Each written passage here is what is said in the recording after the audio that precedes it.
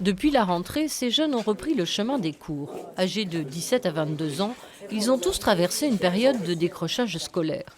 Pour les remettre dans le parcours, un micro-lycée avec une classe de première a ouvert en septembre au sein de l'établissement Victor et Hélène Bach, un lieu comme un cocon exclusivement pour eux. Forcément, il me fallait quelque chose où on m'accueille vraiment pour ce que je suis, qu'on n'essaie pas de me placer dans quelque chose où ça n'allait pas. On a tous un parcours différent, mais on va dire qu'on n'est pas tous... on n'est pas en train de se juger, quoi. On a décidé... faire une assemblée avec vous. Voilà, assembler vous et pas que nous deux, justement. Et les profs. Une coordinatrice et une psychologue clinicienne sont à leur écoute en permanence. Au quotidien, et pour refaire émerger toujours ce désir de revenir à l'école, d'avoir le bac, et surtout qu'ils puissent prendre conscience qu'ils en sont capables, qu'ils peuvent au même titre que les autres. De leur côté, les 10 professeurs intervenants sont volontaires. Chacun s'engage comme tuteur auprès d'un lycéen. Travail de groupe et soutien individuel alternent. Il faut accepter l'absentéisme parfois et surtout observer les jeunes pour ne pas les brusquer.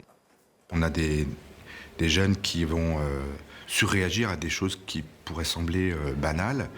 Le fait qu'on parle de rendre un travail par écrit, le fait qu'on commence à parler d'évaluation, une perte de confiance. Il y a la résonance d'expériences passées qui peuvent revenir à différents moments qu'on ne maîtrise pas toujours. La classe suit le programme officiel avec une liberté pédagogique pour les enseignants, adultes et jeunes, qui échangent aussi en dehors des cours avec bienveillance. Quand on avait des problèmes, c'était vraiment à nous de les gérer. Ouais. Donc du coup, maintenant, on se sent écouter, c'est vrai, c'est vraiment bien. Et entre vous, il y a quelque chose qui s'est passé entre le groupe là? Ouais. Cohésion de groupe, ouais. Ouais, ça nous fait du bien de se resociabiliser, de voir des gens tous les jours et tout. Ouais.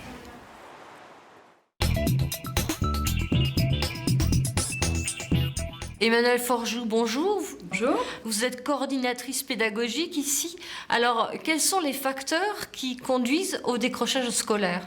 Ça peut être des problèmes familiaux, des problèmes scolaires ou pas. Ça peut être aussi du harcèlement scolaire. Ça peut être aussi tout simplement un problème médical qui fait qu'à un moment, on a dû s'absenter. Il y a plein de facteurs et un âge clé, l'adolescence, qui est une période difficile, qui fait qu'on arrive plus ou moins à surmonter tous ces aléas de la vie. Est-ce un phénomène marginal ou non dans un parcours scolaire? Non, malheureusement, ce n'est pas un phénomène marginal. L'éducation nationale lutte contre le décrochage scolaire, principalement en amont, parce que le but, c'est que nos jeunes ne décrochent pas. Nous, on vient derrière pour ceux pour qui, malheureusement, on n'a pas pu prévenir le décrochage scolaire. Le micro-lycée, ça reste l'exception ou pas dans l'éducation nationale? Alors, c'est l'exception en Bretagne. Nous sommes le seul micro-lycée de l'Académie de Rennes. Par contre, nationalement, ce n'est pas une exception. Nous en avons entre 42 et 47 en France et certains qui existent depuis quasiment une vingtaine d'années. Là, nous sommes à 15, nous venons de débuter. Certains micro-lycées accueillent 80, voire 100 jeunes.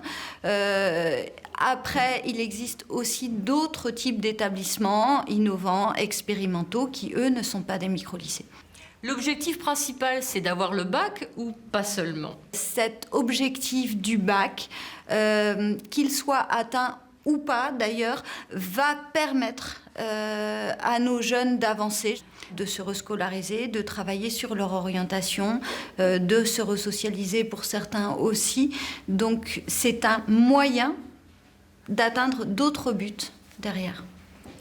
Merci Madame Forjoux pour vos explications. Merci.